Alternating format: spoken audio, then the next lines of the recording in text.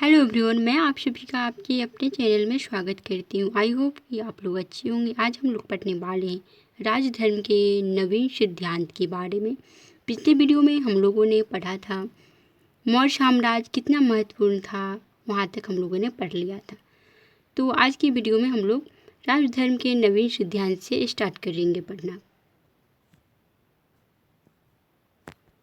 तो हम लोग आज का क्लास स्टार्ट करते हैं और पढ़ते हैं राजधर्म के नवीन सिद्धांत के बारे में। दक्षिण के राजा और सरदार।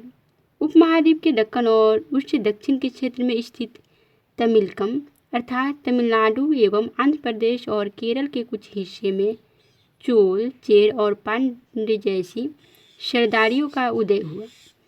ये राज्य बहुत ही समृद्ध और स्थायी सिद्ध हुए। तो उपमहाद्वीप के दक्कन और उससे दक्षिण के क्षेत्र में स्थित तमिलकम में चोल, चेर और पांड्य जैसे सरदारियों का उदय हुआ। यह जो है तमिलनाडु तथा आंध्र प्रदेश और केरल के कुछ हिस्से में पड़ता था। ये राज्य बहुत ही समृद्ध और अस्थायी सिद्ध हुए। सरदार और सरदारी के बारे में हम लोग जानेंगे। सरदार एक शक्तिशाली व्यक्ति होता है जिसका पद वंशानुगत भी हो सकता है और नहीं भी। तो सरदार एक शक्तिशाली व्यक्ति होता है जिसका पद वंशानुगत हो भी सकता है और नहीं भी हो सकता है। उसके समर्थक उसके खानदान के लोग होते हैं। सरदार के कार्यों में विशेष अनुष्ठान का संचालन, युद्ध के समय नेतृत्व करना और विवादों को सुलझाने में मध्यस्थता का भूमिका निभाना शामिल है। वह अपने अधीन लोगों से भेंट लेता है, तो वह अपने अधीन लोगों से कुछ भेंट के रूप में लेता है। जबकि राजा कर वसूल करते हैं, तो राजा जो है कर वसूल करते, परंतु वह अपने अधीन कुछ लोगों से भेंट भी लेता है और अपने समर्थकों में उस भेंट का वितरण करता है। तो सरदार जो भेंट लेते हैं वो अपने समर्थकों में वितरण करते हैं उस भेंट का। सरदारी में सामान्यतः कोई स्थायी सेनाएं या अधिकार नहीं होते। तो सरदारी में कोई सामान्यतः जो है देखा गया कोई स्थायी सेना या जो है अधिकारी नहीं होती सरदारी में, लेकिन सरदार में स्थायी रूप से होते हैं। हमें इन राज्यों के बारे में विभिन्न प्रकार के स्रोतों से जानकारी मिलती है। तो हमें इन राज्यों के बारे में यानी दक्षिण के राज्यों के बारे में विभिन्न प्रकार के स्रोतों से जानकारी मिलती है। उदाहरण के तौर पर प्राचीन तमिल संगम ग्रंथों में ऐसी कविताएं हैं जो सरदारों का विवरण देती है कि उन्होंने अपने स्रोतों का संकलन और वितरण किस प्रकार से किया। कई सरदार और राजा लंबी दूरी के व्यापार द्वारा राजस्व जुटाते थे। इनमें मध्य और पश्चिम भारत के क्षेत्रों पर शासन करने वाले सातवाहन लगभग द्वितीय शताब्दी ईसा पूर्व से द्वितीय शताब्दी ईस्वी तक रहे। तो सातवाहनों का काल जो है वह लगभग द्वितीय शताब्दी ईसा पूर्व से द्वितीय शताब्दी ईस्वी तक रहा। और मध्य उपमहाद्वीप के पश्चिमोत्तर और पश्चिम में शासन करने वाले मध्य एशियाई मूल के शक शासक शामिल थे। तो कई सरदार और राजा लंबी दूरी के व्यापार द्वारा राजस्व जुटाते थे। इनमें मध्य और पश्चिम भारत के क्षेत्रों पर शासन करने वाले सातवाहन और उपमहाद्वीप के पश्चिमोत्तर और पश्चिम में शासन करने वाले मध्य एशियाई यानी मूल के शक शासक शामिल थे। उनके सामाजिक उद्गम के बारे में अधिक जानकारी तो नहीं है। तो उनके सामाजिक उद्गम के बारे में यानी शक और सातवाहन के बारे में कोई अधिक विशेष जानकारी नहीं है। लेकिन जैसा कि हम सातवाहन शासकों के बारे में अध्याय 3 में पढ़ेंगे कि एक बार सत्ता में आने के बाद उन्होंने ऊंचे सामाजिक अस्तित्व का दावा कई प्रकार से किया था। तो हम लोग आगे के चैप्टर में सातवाहनों के बारे में विशेष रूप से पढ़ेंगे। अब हम लोग पढ़ेंगे दैविक राजा के बारे में। राजाओं के लिए उच्च स्थिति प्राप्त करने का एक साधन विभिन्न देवी देवताओं के साथ जुड़ना था। मध्य एशिया से लेकर पश्चिमोत्तर भारत तक शासन करने वाले कुषाण शासकों ने लगभग प्रथम शताब्दी ईसा पूर्व से प्रथम शताब्दी ईस्वी तक शासन किया था। इस उपाय का सबसे अच्छा उदाहरण प्रस्तुत किया गया है। कुषाण इतिहास की रचना अभिलेखों और साहित्य परंपरा के माध्यम से की गई है। तो कुषाण इतिहास की रचना जो है अभिलेखों और साहित्य परंपरा के माध्यम से की गई है। जिस प्रकार के राजधर्म को कुषाण शासकों ने प्रस्तुत करने की इच्छा की, उसका सर्वोत्तम प्रमाण उनके शिल्पों और मूर्तियों से प्राप्त होता है। उत्तर प्रदेश में मथुरा के पास माट के एक देवस्थान पर कुषाण शासकों की विशालकाय मूर्ति लगाई गई है। तो उत्तर प्रदेश में मथुरा जो है उत्तर प्रदेश में पड़ता है। मथुरा के पास माट के एक देवस्थान पर कुषाण शासकों की विशालकाय मूर्तियाँ जो है लगाई गई थी। अफगानिस्तान के एक देवस्थान पर भी इसी प्रकार की मूर्तियाँ मिली है। तो अफगानिस्तान के एक देवस्थान पर भी इसी प्रकार की मूर्तियाँ मिली है। कुछ इतिहासकारों का मानना है कि इन मूर्तियों के जरिए कुषाण स्वयं को देवतुल्य प्रस्तुत करना चाहते थे। कई कुषाण शासकों ने अपने नाम के आगे देवपुत्र की उपाधि भी लगाई थी। तो कई कुषाण शासकों ने अपने नाम के आगे देवपुत्र की उपाधि भी लगाई थी। संभवतः वे उन चीनी शासकों से प्रेरित हुए होंगे जो स्वयं को स्वर्गपुत्र कहते थे। 4वीं शताब्दी ईस्वी में गुप्त साम्राज्य सहित कई बड़े साम्राज्यों के साक्ष्य मिलते हैं। इनमें से कई साम्राज्य सामंतों पर निर्भर थे। अपना निर्वाह स्थानीय संसाधनों द्वारा करते थे, जिसमें भूमि पर नियंत्रण भी शामिल था। वे शासकों का आदर करते थे और उनकी सैनिक सहायता भी करते थे। जो सामंत शक्तिशाली होते थे वे राजा भी बन जाते थे। तो जो सामंत शक्तिशाली होते थे वे राजा बन जाते थे और जो राजा दुर्बल होते थे वे बड़े शासकों के अधीन हो जाते थे। तो ऐसा देखा गया है, जो सामंत शक्तिशाली होते थे वह राजा बन जाते थे और जो राजा दुर्बल होते थे वे शासकों के अधीन हो जाते थे। गुप्त शासकों का इतिहास साहित्य, सिक्कों और अभिलेखों की सहायता से लिखा गया है। तो गुप्त शासकों का जो इतिहास है वह साहित्य, सिक्कों और अभिलेखों की सहायता से लिखा गया है। साथ ही कवियों द्वारा अपने राजा या स्वामी की प्रशंसा में लिखा प्रशस्तियाँ भी उपयोगी रही है। यद्यपि इतिहासकार इन रचनाओं के आधार पर ऐतिहासिक तथ्य निकालने का प्रायः प्रयास करते हैं, लेकिन उनके रचयिता तथ्यात्मक विवरण की अपेक्षा उन्हें काव्यात्मक ग्रंथ मानते थे। उदाहरण के तौर पर इलाहाबाद स्तंभ अभिलेख के नाम से प्रसिद्ध प्रयाग प्रशस्ति की रचना हरिश्चंद्र, जो स्वयं गुप्त सम्राटों के संभवतः सबसे शक्तिशाली सम्राट समुद्रगुप्त के राजकवि थे, ने संस्कृत में की थी। तो प्रयाग प्रशस्ति जो कि हरिश्चंद्र ने लिखी है। तो हरिश्चंद्र किसके दरबार के कवि थे? दरबारी कवि। तो समुद्रगुप्त के दरबारी कवि थे हरिश्चंद्र। उन्होंने प्रयाग प्रशस्ति की रचना की जो कि संस्कृत भाषा में लिखी गई है। समुद्रगुप्त की प्रशस्ति के बारे में हम लोग देखते हैं क्या लिखा गया है। यह प्रयाग प्रशस्ति का एक अंश है। धरती पर उनका कोई प्रतिद्वंदी नहीं था। अनेक गुण और शुभ कार्यों से संपन्न उन्होंने अपने पैर के तलबे से अन्य राजाओं के यश को मिटा दिया है। वे परमात्मा पुरुष हैं, साधु भले की समृद्धि और असाधु बुरे के विनाश के कारण हैं। वे अज्ञेय हैं। उनके कोमल हृदय को भक्ति और विनय से ही वश में किया जा सकता है। वे करुणा से भरे हैं। वे अनेक सहस्त्र गायों के दाता हैं। उनके मस्तिष्क की दीक्षा दीन दुखियों, बिरहनियों और पीड़ितों के उद्धार के लिए की गई है।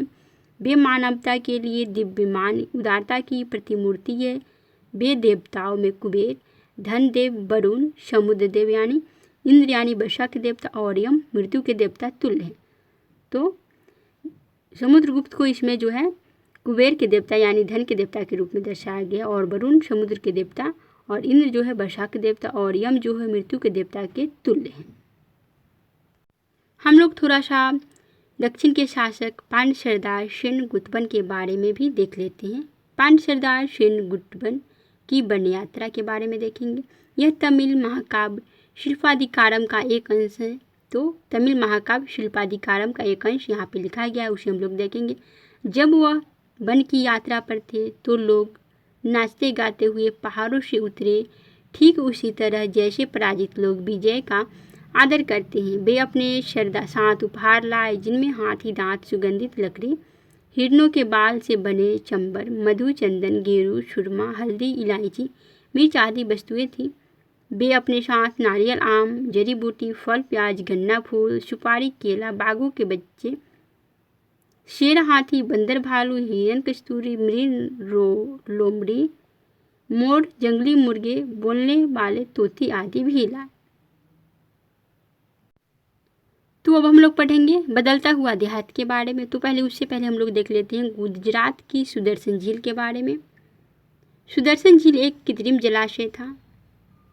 हमें इसका ज्ञान लगभग दूसरी शताब्दी ईस्वी के संस्कृत के एक पाषाण अभिलेख से होता है। तो हमें इसकी जानकारी कहाँ से मिलता है? दूसरी शताब्दी ईस्वी के संस्कृत के एक पाषाण अभिलेख से मिलता है। इस अभिलेख को शक शासक रुद्रदमन की उपलब्धियों का उल्लेख करने के लिए बनवाया गया था। इस अभिलेख में कहा गया है कि जलद्वारों और तटबंधों वाली इस झील का निर्माण मौर्य काल में एक स्थानीय राज्यपाल द्वारा किया गया था। तो सुदर्शन झील का निर्माण मौर्य काल में किया गया था एक राज्यपाल के द्वारा, लेकिन एक भीषण तूफान के कारण इसके तटबंध टूट गए और सारा पानी बह गया। बताया जाता है कि तत्कालीन शासक रुद्रदमन ने इस झील की मरम्मत अपने खर्चे से करवाई थी और इसके लिए अपनी प्रजा से कर भी नहीं लिया था। इसी पाषाण खंड पर एक और अभिलेख लगभग 5वीं सदी है। इसमें कहा गया है कि गुप्त वंश के एक शासक ने एक बार फिर इस झील की मरम्मत करवाई थी। तो इसका निर्माण 5 बार हुआ था सुदर्शन झील का। इसका जो निर्माण करवाया था, इसको फर्स्ट बार बनवाया था, वह चंद्रगुप्त मौर्य बनवाया था। तो हम लोग अब स्टार्ट करते हैं बदलता हुआ देहात से जनता में राजा की छवि। राजाओं के बारे में प्रजा क्या सोचती थी? स्वाभाविक है कि अभिलेखों से सभी जवाब नहीं मिलते। वस्तुतः साधारण जनता द्वारा राजाओं के बारे में अपने विचारों और अनुभव के बारे में विवरण कम ही छोड़े गए हैं। फिर भी इतिहासकारों ने इसका निराकरण करने का प्रयास किया है। उदाहरण के तौर पर जातक और पंचतंत्र जैसे ग्रंथों में वर्णित कथाओं की समीक्षा करके इतिहासकारों ने पता लगाया है कि इनमें से अनेक कथाओं के स्रोत मौखिक किस्से कहानियाँ हैं जिन्हें बाद में लिपिबद्ध किया गया होगा। जातक कथाएं पहली सहस्त्राब्दी ईस्वी के मध्य में पाली भाषा में लिखी गई है। तो जातक कथाएं जो है पहली सहस्त्राब्दी ईसा के मध्य में पाली भाषा में लिखी गई है। गदंतिंदु जातक नामक एक कहानी में बताया गया है कि एक कुटिल राजा की प्रजा किस प्रकार से दुखी रहती है। इन लोगों में वृद्ध महिलाएं, पुरुष, किसान, पशुपालक, ग्रामीण, बालक और यहाँ तक कि जानवर भी शामिल हैं। जब राजा अपनी प्रजा बदलकर प्रजा के बीच में यह पता लगाने गया कि लोग उसके बारे में क्या सोचते हैं, तो एक एक कर सबने अपने दुखों के लिए राजा का भला बुरा कहा। उनकी शिकायत थी कि रात में डकैत उन पर हमला करते हैं तो दिन में कर इकट्ठा करने वाले अधिकारी। ऐसी परिस्थिति से बचने के लिए लोग अपने अपने गांव छोड़कर जंगल में बस गए हैं। जैसा कि इस कथा से पता चलता है कि राजा और प्रजा, विशेषकर ग्रामीण प्रजा के बीच संबंध तनावपूर्ण रहते थे, क्योंकि शासक अपने राजकोष को भरने के लिए बड़े बड़े कर की मांग करते थे, जिससे किसान खास तौर पर त्रस्त रहते थे। इस जातक कथा से पता चलता है कि इस संकट से बचने का एक उपाय जंगल की ओर भाग जाना होता था। इसी बीच करों की बढ़ती मांग को पूरा करने के लिए किसानों ने उपज बढ़ाने और उपाय ढूंढने शुरू किए। अब हम लोग देखेंगे उपज बढ़ाने के तरीके। उपज बढ़ाने का एक तरीका हल का प्रचलन था, जो 6ठी शताब्दी ईस्वी पूर्व से ही गंगा और कावेरी की घाटियों के उर्वर कछारी क्षेत्र में फैल गया था। जिन क्षेत्रों में भारी वर्षा होती थी वहां लोहे के फाल वाले हलों के माध्यम से उर्वर भूमि की जुताई की जाने लगी। इसके अलावा गंगा की घाटी में धान की रोपाई की वजह से उपज में भारी वृद्धि होने लगी। हालांकि किसानों को इसके लिए कमरतोड़ मेहनत करनी पड़ती थी। यद्यपि लोहे के फाल वाले हल की वजह से फलों की उपज बढ़ने लगी, लेकिन ऐसे हलों का उपयोग उपमहाद्वीप के कुछ ही हिस्सों में होता था।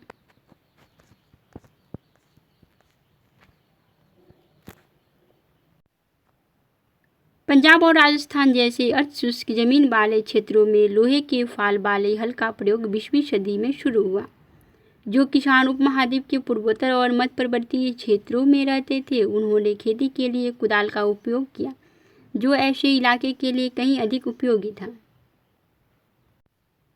उपज बढ़ाने का एक और तरीका कुआं, तालाब और कहीं कहीं नहरों के माध्यम से सिंचाई करना था। व्यक्तिगत लोगों और कृषक समुदायों ने मिलकर सिंचाई के साधन निर्मित किए।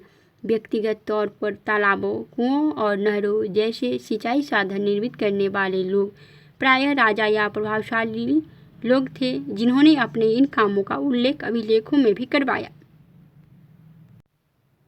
हम लोग देखेंगे धान की रुपाई। धान की रुपाई उन क्षेत्रों में की जाती है जहाँ पानी बहुतायत मात्रा में होता है। इसमें पहले धान के बीज अंकुरित करके पानी से भरे खेतों में पौधों की रुपाई की जाती है। चूँकि ज़्यादा मात्रा में पौधे बच जाती है, अतः इससे धान की उपज बढ़ जाती है। ग्रामीण समाज में विभिन्नताएं। यद्यपि खेती की नई तकनीकों से उपज तो बढ़ी, लेकिन इसके लाभ समान नहीं थे। इस बात के प्रमाण मिलते हैं कि खेती से जुड़े लोगों में उत्तरोत्तर भेद बढ़ता जा रहा था। कहानियों में, विशेषकर बौद्ध कथाओं में, भूमिहीन खेतिहर, ग्राम श्रमिकों, छोटे किसानों और बड़े बड़े जमींदारों का उल्लेख मिलता है। पाली भाषा में गहपति का प्रयोग छोटे किसानों और जमींदारों के लिए किया जाता था। तो पाली भाषा में गहपति का प्रयोग जो है छोटे किसानों और जमींदारों के लिए किया जाता था। बड़े बड़े जमींदार और ग्राम प्रधान शक्तिशाली माने जाते थे, जो प्रायः किसानों पर नियंत्रण रखते थे। ग्राम प्रधान का पद प्रायः वंशानुगत होता था। तो ग्राम प्रधान का पद जो है वंशानुगत होता था। आरंभिक तमिल संगम साहित्य में भी गाँवों में रहने वाले विभिन्न वर्गों के लोगों का उल्लेख है, जैसे कि बेल्लार या बड़े जमींदार, हलबाला या उल्बर और दास अनिमय।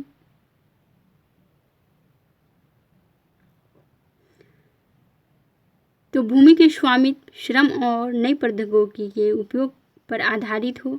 ऐसी परिस्थिति में भूमि का स्वामित्व महत्वपूर्ण हो गया, जिसकी चर्चा प्रायः विधि ग्रंथों में की गई है। तो दक्षिण में बेल्लार या बड़े जमींदार को बेल्लार कहा जाता था और हलबाला या उल्बर कहा जाता था। दास अनिमय कहा जाता था, तो दास को अनिमय कहा जाता था। सीमाओं का महत्व। मनुस्मृति आरंभिक भारत का सबसे विधि ग्रंथ है। तो मनुस्मृति जो है आरंभिक भारत का सबसे प्रसिद्ध विधि ग्रंथ है। इसे संस्कृत भाषा में 2री शताब्दी ईसा पूर्व और 2री शताब्दी ईस्वी के बीच लिखा गया। इस ग्रंथ में राजा को यह सलाह दी गई है कि चूंकि सीमाओं की अनिश्चितता के कारण विश्व में बार बार विवाद पैदा होते हैं, इसलिए उसे सीमाओं की पहचान के लिए गुप्त निशान जमीन में गाड़ कर रखने चाहिए, जैसा कि पत्थर, हड्डियाँ, गाय के बाल, भूसी, राख, खपटे, गाय के सूखे गोबर, ईंट, कोयला, कंकड़ और रेत। उसे सीमाओं पर इसी प्रकार के और तत्व भूमि में छुपा कर गाड़ने चाहिए जो समय के साथ नष्ट न हो। हम लोग देखेंगे गहपति के बारे में। गहपति घर का मुखिया होता था। तो गहपति किसे कहा जाता था? घर का मुखिया को कहा जाता था, और घर में रहने वाली महिलाओं, बच्चों, नौकरों और दासों पर नियंत्रण करता था। तो गहपति जो है घर में रहने वाली महिलाओं, बच्चों, नौकरों और दासों पर नियंत्रण करता था। घर से जुड़े भूमि, जानवर या अन्य सभी वस्तुओं का वह मालिक होता था। कभी कभी इस शब्द का प्रयोग नहरों में रहने वाले संभ्रांत व्यक्तियों और व्यापारियों के लिए भी होता था। अब हम लोग पढ़ेंगे भूमिदान और नए संभ्रांत ग्रामीण के बारे में। ईस्वी की आरंभिक शताब्दियों से ही भूमिदान के प्रमाण मिलती हैं। इसमें से कई का उल्लेख अभिलेखों में मिलता है। इनमें से कुछ अभिलेख पत्रों पर लिखे गए हैं, लेकिन अधिकांश ताम्र पत्रों पर खुदे होते थे, जिन्हें संभवतः उन लोगों को प्रमाण रूप में दिया जाता था जो भूमिदान लेते थे। भूमिदान के जो प्रमाण मिले हैं वे साधारण और तौर पर धार्मिक संस्थाओं या ब्राह्मण को दिए गए थे। तो भूमिदान के जो प्रमाण मिले हैं वे साधारण तौर पर जो है धार्मिक संस्थानों या ब्राह्मणों को दिए जाते थे। अधिकांश अभिलेख संस्कृत में है। तो अधिकांश जो अभिलेख मिले हैं वो संस्कृत भाषा में मिले हैं। विशेषकर 7वीं शताब्दी के बाद के अभिलेखों के कुछ अंश संस्कृत में है और कुछ तमिल और तेलुगु जैसी स्थानीय भाषाओं में है। आइए एक ऐसे अभिलेख पर ध्यान से विचार करते हैं। प्रभावती गुप्त आरंभिक भारत की एक सबसे महत्वपूर्ण शासक चंद्रगुप्त द्वितीय की पुत्री थी। तो प्रभावती गुप्ता जो थी वह चंद्रगुप्त द्वितीय यानी विक्रमादित्य की पुत्री थी। उनका शासनकाल था 375 से 415 ईस्वी पूर्व। उसका विवाह दक्कन पठार के बकाटक परिवार में हुआ था। तो प्रभावती गुप्ता का जो विवाह है वह दक्कन के पठार के बकाटक परिवार में हुआ था, जो एक महत्वपूर्ण शासक वंश था। संस्कृत धर्मशास्त्रों के अनुसार महिलाओं को भूमि जैसी संपत्ति पर स्वतंत्र अधिकार नहीं था। तो संस्कृत धर्मशास्त्रों के अनुसार जो है महिलाओं को भूमि जैसी संपत्ति पर स्वतंत्र अधिकार नहीं होता था। लेकिन एक अभिलेख से पता चलता है कि प्रभावती जो थी भूमि की स्वामी थी और उसने दान भी किया था। इसका एक कारण यह भी हो सकता है क्योंकि वह एक रानी थी। तो प्रभावती गुप्ता जो थी वह रानी थी। आरंभिक भारतीय इतिहास की ज्ञात कुछ रानियों में से एक है प्रभावती गुप्ता, और इसलिए उनका यह उदाहरण एक बिरला ही रहा हो। यह भी संभव है कि धर्मशास्त्रों को हर स्थान पर समान रूप से लागू नहीं किया जा सकता।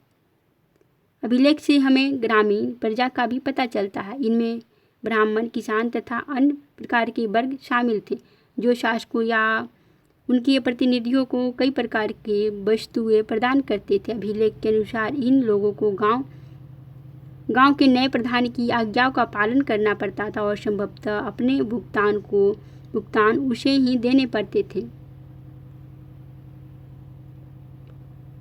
इस प्रकार भूमिदान अभिलेख देश के कई हिस्सों में प्राप्त हुए। क्षेत्रों में दान में दी गई भूमि की माप में अंतर है। कहीं कहीं छोटे छोटे टुकड़े तो कहीं कहीं बड़े बड़े क्षेत्र दान में दिए गए। साथ ही भूमिदान में दान प्राप्त करने वाले लोगों के अधिकारों में भी क्षेत्रीय परिवर्तन मिलते हैं।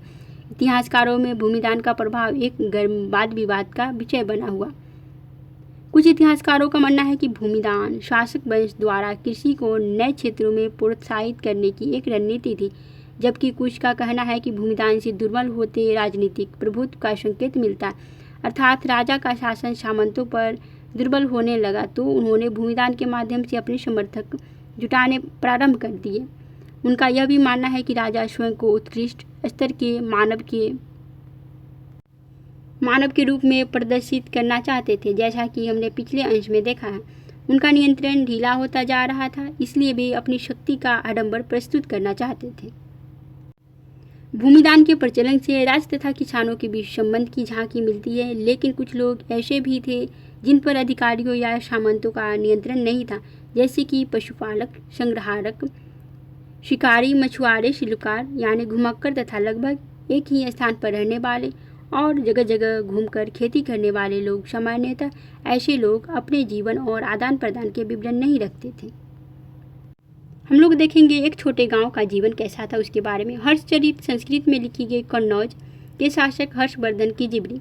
इसके लेखक बाणभट्ट लगभग 7वीं शताब्दी ईस्वी में थे। हर्षवर्धन के राजकवि थे, तो बाणभट्ट जो थे हर्षवर्धन के राजकवि थे। अब हम लोग देखेंगे एक छोटे से गांव का जीवन कैसा था उसके बारे में।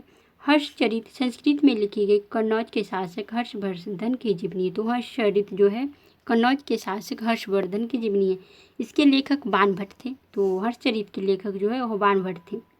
लगभग 7वीं शताब्दी ईस्वी में इसके लेखक बाणभट्ट हर्षवर्धन के राजकवि थे। लगभग 7वीं शताब्दी ईस्वी में हर्षवर्धन थे। यह उस ग्रंथ का एक अंश है। इसमें बिंद क्षेत्र के जंगल के किनारे की एक बस्ती के जीवन का एक अति विरल चित्रण किया गया है। बस्ती के किनारे का अधिकांश क्षेत्र जंगल है और यहाँ धान की उपज वाली खलिहान और उपज भूमि के हिस्सों को छोटे किसानों ने आपस में बांट लिया।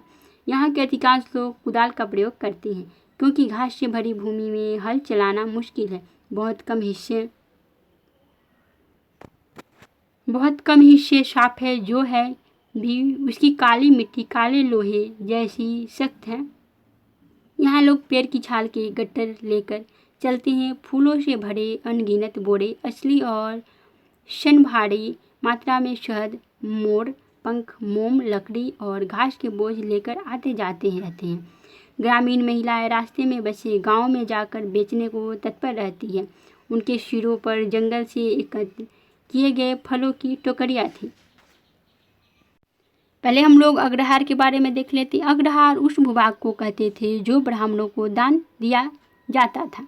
ब्राह्मणों से भूमि कर या अन्य प्रकार के कर नहीं वसूले जाते थे। तो जो भूमि ब्राह्मणों को दान में दिया जाता था उस पर कोई टैक्स नहीं था। वह जो भूमि था वह टैक्स फ्री था। ब्राह्मणों को स्वयं स्थानीय लोगों से कर वसूलने का अधिकार था।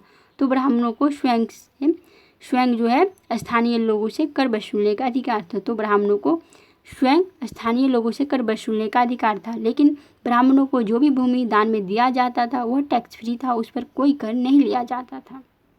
अब हम लोग पढ़ेंगे प्रभावती गुप्त और दंगुन गांव के बारे में। प्रभावती गुप्ता जो थी चंद्रगुप्त द्वितीय यानी विक्रमादित्य की बेटी थी, यानी पुत्री थी। प्रभावती गुप्त ने अपने अभिलेख में यह कहा कि प्रभावती ग्राम कुटुंबियों, गांव के गृहस्थ और कृषक, ब्राह्मणों और दंगुन गांव के अन्य वासियों को आदेश क्या देती है उसके बारे में है इसमें। तो हम लोग देखेंगे। आपको ज्ञात हो कि कार्तिक शुक्ल पक्ष की द्वादशी तिथि को धार्मिक पुण्य प्राप्ति के लिए इस ग्राम को जल अर्पण के साथ आचार चनाल स्वामी को दान किया गया है। आपको इनके सभी आदेशों का पालन करना चाहिए। एक अग्रहार के लिए उपयुक्त निम्नलिखित रियायतों का निर्देश भी देती हूँ। इस गांव में पुलिस या सैनिक प्रवेश नहीं करेंगे। दौरे पर आने वाले शासकीय अधिकारियों को यह गांव घास देने और आसन में प्रयुक्त होने वाली जानवरों की खाल और कोयले देने के दायित्व से मुक्त है। साथ ही वे मदिरा खरीदने और नमक हेतु खुदाई करने के राष्ट्रीय अधिकार को कार्यान्वित किए जाने से मुक्त हैं। इस गांव को खनिज पदार्थ और खरीद वृक्ष के उत्पाद देने से भी छूट है। फूल और दूध देने से भी छूट है। इस गांव का दान इसके भीतर की संपत्ति और बड़े छोटे सभी करों सहित किया गया है। इस राज्यादेश को 13वें राज्यवर्ष में लिखा गया और इसे चक्रदास ने उत्कीर्ण किया है। तो यह जो राज्यादेश है वह 13वें राज्यवर्ष में लिखा गया और इसे चक्रदास ने उत्कीर्ण किया था। तो इस वीडियो में इतना ही रहेगा और नेक्स्ट वीडियो में हम लोग पढ़ेंगे नगर एवं व्यापार के बारे में।